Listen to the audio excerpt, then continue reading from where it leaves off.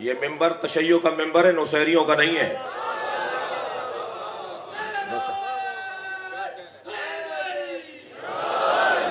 نصیری اور ہوتا ہے، شیعہ اور ہوتا ہے۔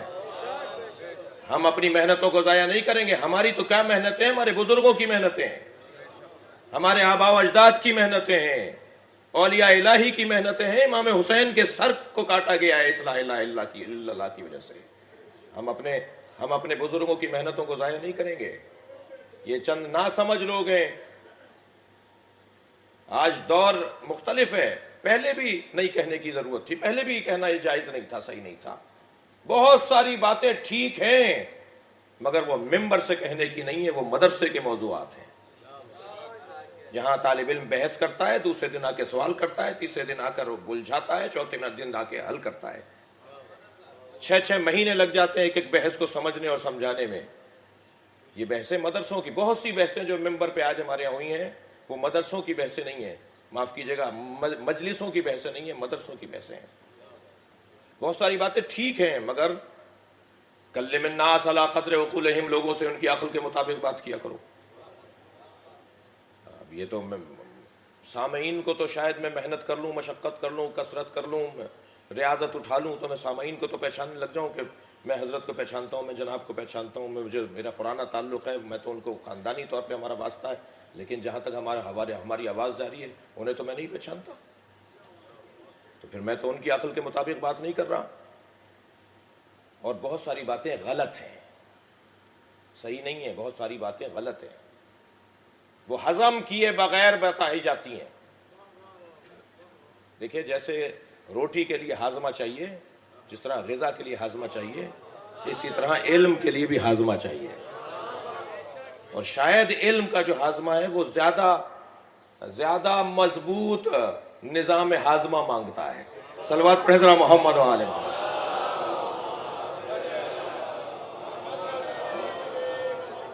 منطق پڑھی ہوئی ہو، فلسفہ پڑھا ہوا ہو، علم کلام پڑھا ہوا ہو، عربی گرامر کے اعتبار سے کم الف بے تو جانتا ہو، جی، قرآن کی تفسیر کی کچھ تو سوجھ بوجھ ہو، احادیث کا جو کہ علوم ہیں ان کے بارے میں کچھ تو آشنائی ہو، راویوں کی پرکھ کا علم کیا ہوتا ہے، حدیثوں کی قسمیں کتنی ہوتی ہیں۔ ائمہ نے جب اگر حدیث فرمائی ہے تو ہمیں اس کا جیسے قرآن کے شان نزول کو پرکھا اور دیکھا جاتا ہے، ایسے دیکھا جاتا ہے کہ امام نے کس جگہ پر کن کے سامنے یہ بات کی ہے، ماحول کیا تھا۔ ایک شخص نے آ کر کہا، مولا سجدے میں کتنی مرتبہ ذکر سجدہ پڑھوں؟ حضرت نے فرمایا 1 مرتبہ۔ ابھی وہ بیٹھا ہوا تھا کہ ایک اور شخص آ گیا، کہنے لگا مولا میں کتنی مرتبہ ذکر سجدہ پڑھوں؟ حضرت نے فرمایا 3 مرتبہ۔ وہ جو پہلے بیٹھا ہوا تھا اس نے کہا مولا آپ نے مجھے ابھی فرمایا کہ میں 1 مرتبہ پڑھوں۔ حضرت نے کہا تم بڑے اطمینان سے نماز پڑھتے ہو، 1 مرتبہ کی ادائیگی میں تمہاری ادائیگی ٹھیک ہو جائے گی، یہ ذرا عجلت میں رہتا ہے، یہ 3 مرتبہ پڑھے گا۔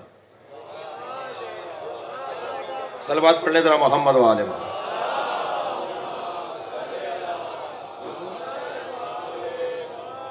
اب جس نے وہ حدیث دیکھی ہے وہ تو کہہ رہا ہے، وہ تو سمجھ رہا ہے کہ جی 1 دفعہ ہی پڑھنا واجب ہے۔ جس نے وہ حدیث دیکھی ہے وہ کہہ رہا ہے جی 3 مرتبہ پڑھنا واجب ہے۔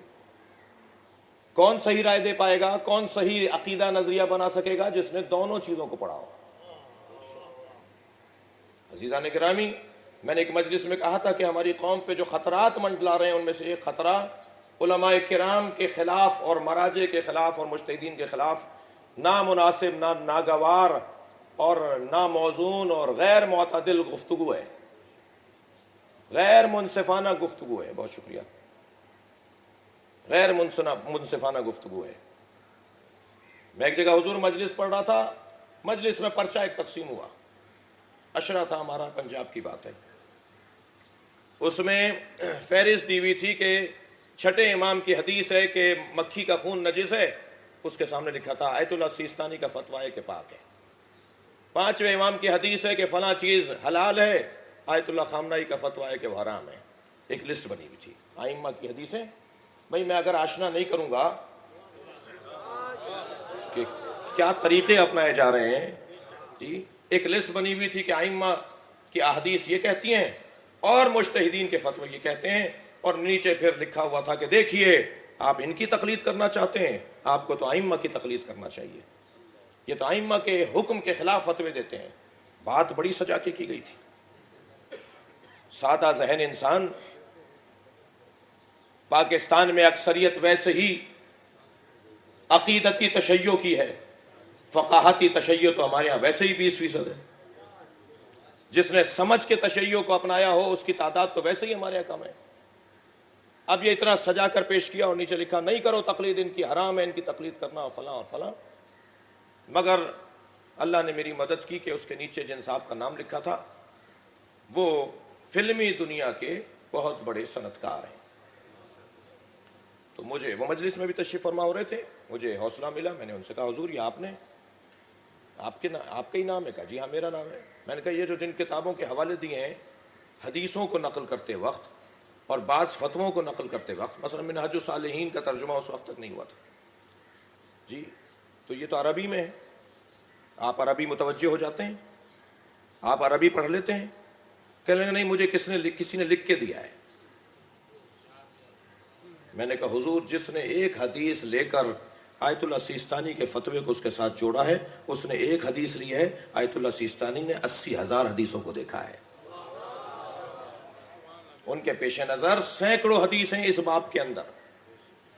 آپ نے ایک حدیث کو لیا ہے اور آپ کو یہ بھی نہیں پتا اس کے راوی کون ہے. آپ کو اس سے بھی کوئی غرض نہیں ہے کہ اس کی سند کیا ہے، اس کا حوالہ کیا ہے، یہ نقل کرنے والے نے کہاں سے نقل کیا ہے. کتنا سجا کے کام ہو رہا ہے. توجہ کر رہے ہیں؟ میں کہتا ہوں اگر بات اچھی بھی ہو تو اس سے لینی ہے کہ جو اہل ہو. صلوات ہدیہ کریں محمد و آل محمد.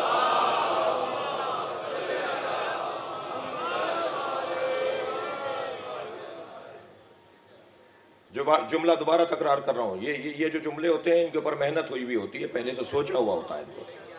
اگر بات اچھی بھی ہو تو اس سے لینی ہے جو اہل ہو. مثال دے رہا ہوں، میں بیمار پڑ گیا، فلاں مسئلہ مجھے درپیش ہوا، فلاں تکلیف مجھے ہوئی. ایک جگہ بیٹھ کر میں نے ذکر کر دیا. وہاں 10 آدمی بیٹھے تھے. ایک نے کہا یہ کھا لیجئے، دوسرے نے کہا یہ استعمال کر کے دیکھیے، تیسرے نے کہا وہ دوا لے لیجئے، چوتھے نے کہا وہ دوا لے لیجئے. ان میں ایک ڈاکٹر بھی بیٹھا تھا، اس نے کہا آپ یہ دوا لے لیجئے. بتائیے میری عقل کا تقاضا کیا ہے؟ وہ جو ڈاکٹر کے علاوہ مشورہ دینے والے لوگ ہیں، چاہے ان میں محترم ترین لوگ بھی ہوں، میری عقل کا تقاضا یہ ہے کہ میں اس سے بات کو لوں جو دینے کا اہل ہے. وہ محبت میں ضرور کہہ رہے ہیں، وہ شاید اپنائیت کا اظہار کر رہے ہیں.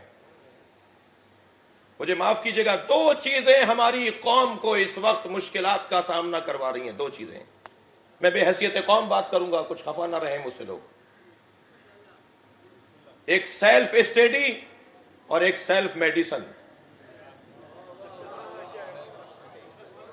ایک بدن کو تکلیف پہنچوا رہی ہے روش، اور ایک ہمارے ایمان کو خطرے میں ڈال رہی ہے. بے استادے لوگ، کسی سے پوچھنے کے روادار نہیں ہیں، کسی سے مشورہ کرنے کے روادار نہیں ہیں. اپنی پسند کا ہی آدمی ڈھونڈ لو مگر اہل ڈھونڈو.